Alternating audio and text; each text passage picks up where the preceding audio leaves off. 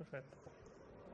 Allora, per i nostri amici italiani dico David Pimm, che è un professore di Math Education alla Simon Fraser University del Canada, ha passato alcuni anni nel Regno Unito, UK, e si è trasferito negli Stati Uniti, ha lavorato per vari anni, 15 anni alla Open University, poi è stato qualche anno alla Michigan University, poi si è trasferito all'Università di Alberta e dal 2010 e poi alla Simon Fraser come professore emerito.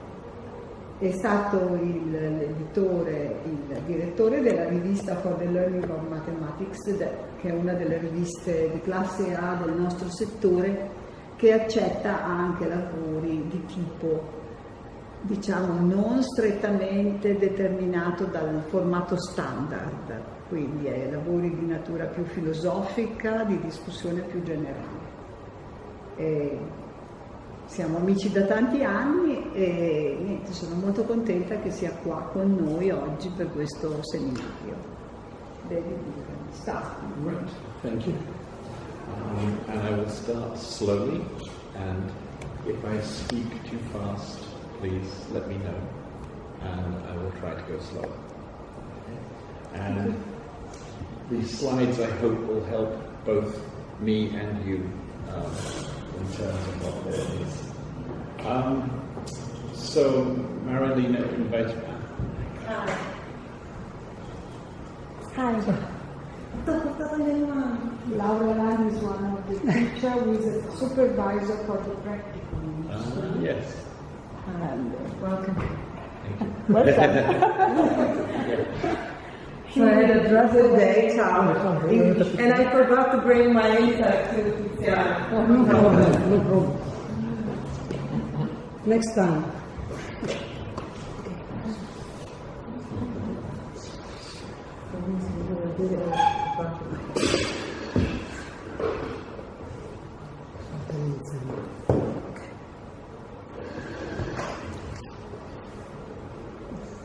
So, for over 40 years, I've been interested and working with interrelations between language and mathematics. Mm-hmm.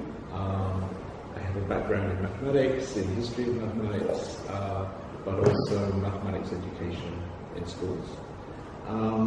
And at different points in my life and career, I've been interested in mathematics itself, but also in terms of mathematics classrooms and the language of teachers and students that's there. And sometimes in mathematics education, quite often, those two get separated. And I'm interested in, and I love this group, that it's, you're both scientists and science educators, mathematicians, mathematics educators, and so it's possible to look at the discipline and see how language interacts with shaping the discipline that's there.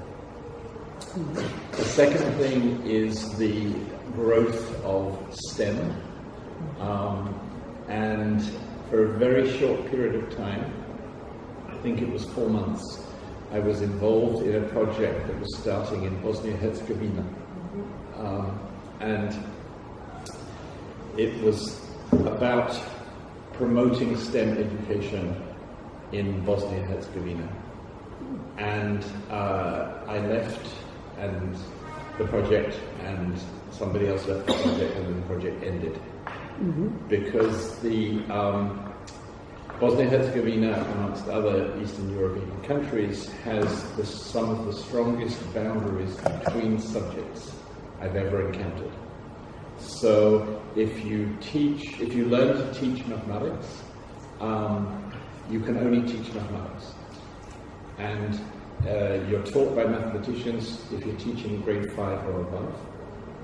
And if there aren't enough mathematics classes for you to teach, you have to go to another school to teach more mathematics. You can't teach anything else. mathematics is mathematics, physics is physics, biology is biology, chemistry is chemistry, and you just cannot move across this. And so STEM, I think, was an unfortunate decision. It was American funded by the embassy, and the education person there said, oh, let's do STEM.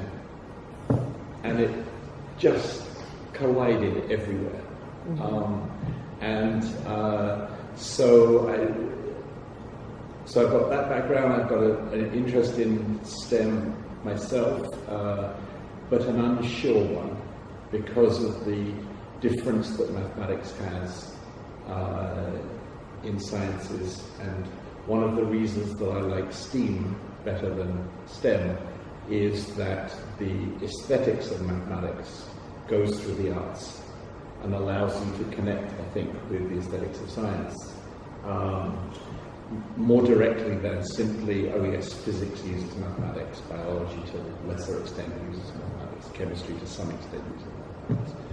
But if you're assuming that STEM becomes a single subject, I think there are some real problems there. So that's a little bit of the background.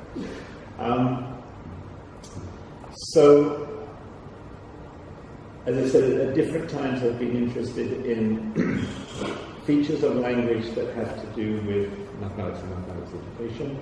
And one of the early notions is the linguist Michael Halliday. He created the notion of register, which is a feature of a language not to do with an area, but to do with a function. And so he wrote one chapter about the mathematics register, which is not just the vocabulary, but various constructions and grammar that are used to be able to talk about mathematical ideas. And again, there's at least a physics register, a biology register, I think, that's part of this as well. And so part of learning mathematics is acquiring the mathematics register, the ways of talking. And one of the most interesting examples has come up with certain countries around the world having minority languages or languages that are disappearing, and teachers wanting to teach in those languages. So in South Africa, when they moved from 2 languages to 11 national languages, it started there. It's also very strongly with Maori in New Zealand, because the population there is seeing Maori decreasing, but they're wanting their students to be able to study mathematics in Maori and be taught mathematics. There's a number of schools now that go up to the end of the secondary level without having to move into English. Hawaii, Basque, or other places where they are artificially growing a register to talk about mathematics in. And the Maori one I know the most about. There's actually books been written about this. And we were talking earlier today that one of the tensions has been that when a language is under threat of going, the people who speak it are often very, very firm about the grammar. You can't do this, you're ruining the language. You can't say that, you're ruining the language. And mathematics... Like Indian reservation. Indeed, yes. Yes, it's happening in Canada as well, with lots of First Nations languages disappearing. And so there's this protective sense. But mathematics in particular, it's not alone, but I think it's the strongest, breaks the grammar. It pushes it in certain ways because the things you're talking about are not usual. They're not the everyday conversational things. Number words have a different structure, and one of the examples in Canada, which is also there in Maori, is most of the mathematical ideas are not nouns, they're verbs, they're actions. And so the number words are action, number actions. And so part of this thing is about conventional Western European mathematics turns everything into nouns. Everything moves. You have to rotate as a verb, and then it becomes a rotation. So you lose the dynamic, you lose the time, it becomes a noun. And so I like to say everything ends up as a noun in mathematics. There's this movement away from even to differentiate, and then it becomes differentiation. It becomes a process of that. So just a little background. So one of the things I've been consistently interested in is the mathematics register. But in the last 50 years, I've also started writing poetry. So I'm going to embarrass you with 2 examples of poetry.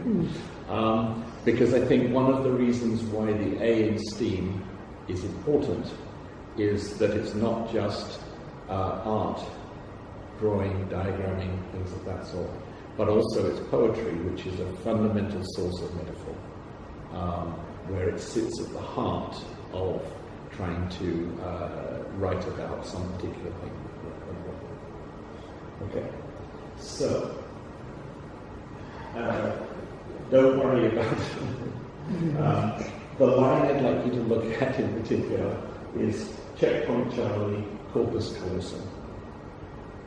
And one of the ways that poems create metaphors is by putting them side by side on the same line. This is about Rostropovich in 1989, when the Berlin Wall had started to be chopped down, and playing a Bach cello movement in front of it. But by making a line that says checkpoint Charlie, corpus callosum, it's identifying the 2 things.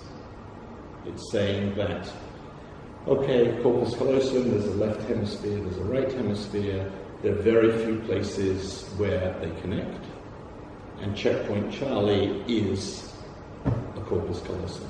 That was the example that's there. Okay. And then second one, and then I promise to stop. Again, it's Rostropovich. At the end, he's just been put into exile from Russia, and right at the bottom, so a down bow is left to right on the cello, and seppuku is suicide. It's a Japanese form of suicide. And I actually was there, I was sitting very close, he was just there, and I just saw these intense left and right. So again, there's a saying that every time he does that, he's like he's killing himself. And there's the grief and things like that. So, metaphor in poetry can be done simply by putting something next to something else, and suggesting that there's a thing that's there.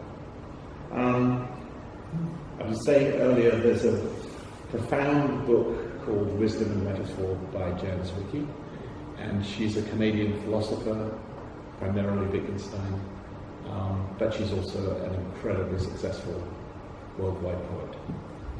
And it's the book has this curious structure where on the right-hand side she's got a quotation or a paragraph from somebody else. On the left-hand side, she's got her response to it. And so there's this sense of metaphor that I'm sure the Greek to carry across, where it carries across from there, and the particular thing is there. And so one potential to say with STEAM is that poetry can actually, you could do poetry and physics, poetry and biology, and use that as a way to introduce metaphor for different sorts of things. The small study I was mentioning at the bottom here was looking at a grade 3 classroom and the diagrams that children created in order to solve some mathematical problems. and realizing that there's a very different aesthetic in art and in mathematics about drawings. So there was one about cutting up a sandwich, and the drawing of the sandwich was beautiful. I wanted to eat it. It was wonderful. Lettuce, tomatoes, ham, cheese. And the mathematics aesthetic is the opposite. You have as bare drawings as possible. And yet, so there was an art aesthetic that went into and all the effort was in creating this image. But, so I think again, when you've got aesthetics around, there's going to be tensions, because the physics aesthetic is probably different from the mathematics aesthetic. I'm not sure, biology aesthetic, chemistry aesthetic. And so again, if you're doing STEM, these collide, they come together, and you need to, I think, be aware of where there's going to be some points of tension. And for me, this is why STEAM.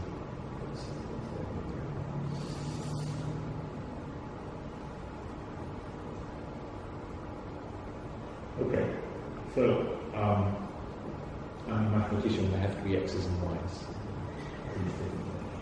So metaphor for me is about an identification, a claiming that something is something else. But at the same time, you know it's not that thing. And so even if it's only for a brief moment, you're saying, for now, I'm going to see these two things as the same, I'm going to talk about them or write about them as if they're the same, and see what happens. But again, for me, metaphor doesn't have to be spoken or written. The joke at the bottom, the David Dodge story, he's a novelist in England, and a friend of mine worked in the same university as him. And she was walking along the corridor, and he was talking to somebody, and he had a coffee cup in his hand, it was empty, and he was just swinging it from side to side. And she reached into her purse and took out a coin and dropped it in his cup as she walked by. Didn't say a thing. She'd seen him as a beggar, just because of the movement that was there, and acted accordingly. So metaphor can be visual, and I think it can be enacted along the way.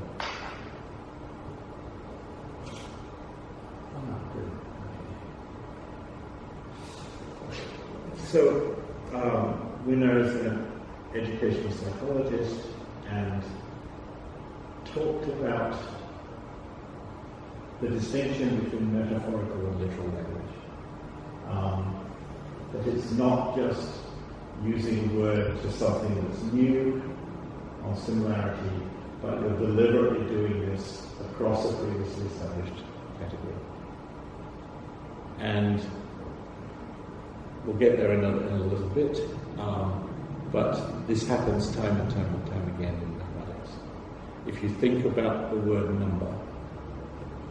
number changes 4, 5, 6 times in elementary school and secondary school. So when you talk about complex numbers and when you talk about whole numbers, they're very, very different. And so one of the experiences children have is that the word keeps changing its meaning and things that come along. Let me pause for a second. Is this okay? Yeah. Without talking. Sure. Okay. Good. Okay. So I've been talking with Marilena, so I just say in English at least. They may be different in Italian. They probably are different in Mandarin or in Farsi or something. But I've been thinking about different structures that are used to create metaphors. And one of them is the excellent Y. The winter of artistry tank, Shakespeare, the wind of change. So the X isn't usually employed to talk about the Y. On Sunday, I heard a lecture by Carlo Rovelli, who's a quantum physicist, wonderful man.